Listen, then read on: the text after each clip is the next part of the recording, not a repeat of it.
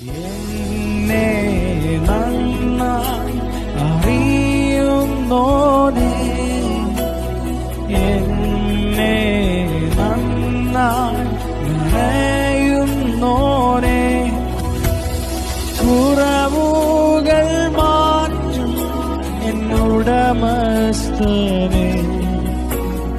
വില നൽകിയ യജമാനനേ. ദൈവവചന ചിന്തകൾ കേൾക്കുന്ന എല്ലാ മാന്യ ശ്രോതാക്കൾക്കും ക്രിസ്തീയ വന്ദനം. ഇയ്യോബിൻ്റെ പുസ്തകം 7-ാം അധ്യായം 11-ാമത് വാക്യം. ആകയാൽ ഞാൻ എൻ്റെ വായ അടയ്ക്കയില്ല, എൻ്റെ മനപ്പീഡയിൽ ഞാൻ സംസാരിക്കും, എൻ്റെ മനോവ്യസനത്തിൽ ഞാൻ സങ്കടം പറയും എന്ന് പറയുന്ന വാക്കുകളാണ്. ഇയ്യോബിൻ്റെ ജീവിതത്തിൽ നേരിട്ടിരിക്കുന്ന പ്രതിസന്ധികളുടെയും തൻ്റെ അരികത്ത് വന്നിരുന്ന് തൻ്റെ സ്നേഹിതന്മാരെന്ന് പറയുന്ന പ്രിയപ്പെട്ടവരുടെ വാക്കുകളും കേട്ടിട്ട് മാനസികമായി വളരെ തളർന്നിരിക്കുന്ന, സങ്കടപ്പെടുന്ന ഇയ്യോബിൻ്റെ ജീവിതത്തിനകത്ത് ആരോടൊന്നില്ലാതെ ചോദിക്കുന്ന ചോദ്യങ്ങളും ദൈവത്തോട് പറയുന്നതായ സങ്കടവാക്കുകളുമൊക്കെയാണ് 12 മുതൽ താഴേക്കുള്ള വാക്യങ്ങൾക്കുള്ളിൽ ഓർമ്മപ്പെടുത്തുന്നത്.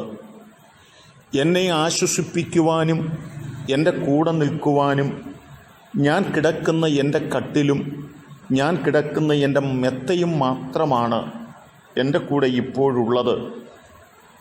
അവർക്കും എന്നോട് സംസാരിക്കാനായിട്ട് കഴിയുന്നില്ല, അവർക്കെന്നെ ആശ്വസിപ്പിക്കുവാനായിട്ട് കഴിയുന്നില്ല എന്നൊക്കെ ഓർമ്മപ്പെടുത്തുന്ന വാക്കുകളാണ്. ഭക്തന്മാരുടെയൊക്കെ ജീവിതത്തിനകത്ത് ആശ്വാസം കണ്ടെത്തുവാൻ കഴിയാതെ അവർ മാനസികമായി വളരെ തളർന്ന് സങ്കടത്തോടുകൂടി ദൈവത്തോട് പറഞ്ഞിട്ടുള്ള അനവധി വാക്കുകൾ കാണുവാൻ സാധിക്കുന്നുണ്ട്. വിശ്വാസികളുടെ പിതാവെന്ന് പറയുന്ന ഈ അബ്രഹാം സങ്കടത്തോടെ ദൈവത്തോട് പറഞ്ഞത് നമുക്ക് കാണുവാൻ സാധിക്കുന്നുണ്ട്. ഇസ്രായേൽ മക്കളെ മിസ്രൈമിൽ നിന്ന് വിടുവിച്ച് വാഗ്ദത്ത നാട്ടിലേക്ക് കൊണ്ടുപോയതായ മോശ ദൈവത്തോട് സങ്കടപ്പെട്ട് പറയുന്നതായ വാക്കുകൾ നമുക്ക് കാണുവാനായിട്ട് കഴിയുന്നുണ്ട്. പ്രവാചകന്മാരൊക്കെയും അവരുടെ ജീവിതത്തിനകത്ത് തികച്ചും ഒറ്റപ്പെട്ടുപോയ വേദനാജനകമായ ഘട്ടങ്ങളിൽ ദൈവത്തിൻ്റെ സന്നിധിയിൽ ഓർപ്പിച്ചു പറഞ്ഞതായ വാക്കുകൾ കാണുവാൻ സാധിക്കുന്നുണ്ട്. ഇസ്രായേലിൻ്റെ രാജാവായിരുന്ന ദാവീദ് ശൗൽ മുഖാന്തരം ഓർമ്മപ്പെടുത്തുന്ന വാക്കുകൾ നമുക്ക് കാണുവാൻ സാധിക്കുന്നത് ഇങ്ങനെയാണ്: ഞാൻ ഒരു ദിവസം ശൗലിൻ്റെ കയ്യാൽ മരിക്കുകയേ ഉള്ളൂ എന്ന് പറഞ്ഞു പോയതായ വാക്കുകൾ നമുക്ക് കണ്ട് ഗ്രഹിപ്പാനായിട്ട് സാധിക്കുന്നുണ്ട്. അങ്ങനെ പഴയ പുതിയ നിയമങ്ങൾക്കകത്ത് അനവധി ഭക്തന്മാരായ ആളുകൾ അവരുടെ ജീവിതത്തിൽ നേരിട്ടതായ പ്രതികൂലങ്ങളുടെ നടുവിൽ, അവർ അനുഭവിക്കേണ്ടി വന്നതായ പ്രതിസന്ധികളുടെ നടുവിൽ ഇതെവിടെ ചെന്ന് അവസാനിക്കും എന്ന് ചോദിക്കപ്പെട്ടതായ രംഗങ്ങളുണ്ട്.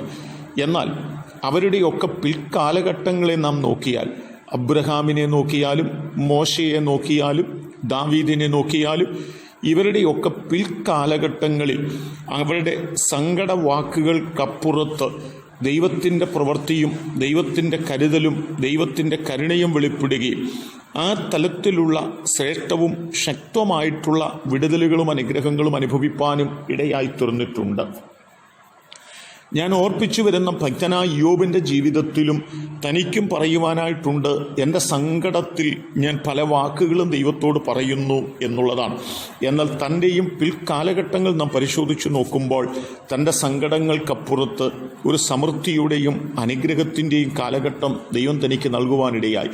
എന്നെ കേൾക്കുന്ന പ്രിയപ്പെട്ടവരെ, ഒരു പക്ഷെങ്കിൽ എന്നെ കേൾക്കുമ്പോൾ നിങ്ങൾ കഷ്ടതയുടെയും വേദനകളുടെയും രോഗങ്ങളുടെയും ദുഃഖങ്ങളുടെയും ഒക്കെ നടുവിൽ സങ്കടപ്പെടുന്ന കാലഘട്ടമായിരിക്കാം. എന്നാൽ നിങ്ങളുടെ സങ്കടങ്ങളെ പൂർണ്ണമായി മാറ്റി നിങ്ങൾക്ക് സന്തോഷം നൽകുവാൻ കഴിവുള്ളൊരു ദൈവമാണ് നിങ്ങളുടെ ദൈവമെന്നോർത്ത് ആ ദൈവത്തോട് ആഴമായി വിളിച്ചപേക്ഷിപ്പാൻ ഞാൻ എൻ്റെ സങ്കടത്തിലെ യഹോവയോട് നിലവിളിച്ചു. എൻ്റെ നിലവിളിയുടെ ശബ്ദം ദൈവം കേട്ടിരിക്കുന്നു എന്ന് വായിക്കുന്നത് പോലെ നിലവിളിയുടെ ശബ്ദം കേൾക്കുന്ന ദൈവത്തോട് നിലവിളിപ്പാനായിട്ട് നമ്മെ സമർപ്പിക്കാം. അതിനെന്നെ കേൾക്കുന്ന എല്ലാവർക്കും ദൈവം കൃപ നൽകട്ടെ.